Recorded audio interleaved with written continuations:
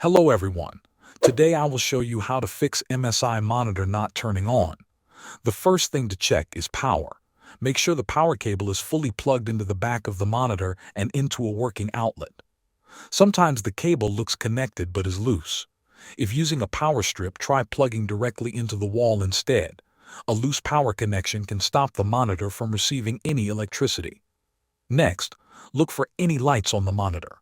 If there is no power light at all, this usually means the monitor is not receiving power.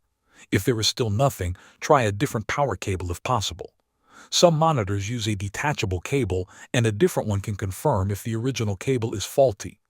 Next, try resetting monitor. To reset the monitor, unplug it completely and then press and hold the power button for around 15 to 30 seconds. This can help discharge any leftover power inside. Wait a few minutes before plugging it back in. This reset step often brings the monitor back to life. If none of these steps work, the issue could be internal hardware, and contacting MSI support or a technician may be necessary. Thanks for watching.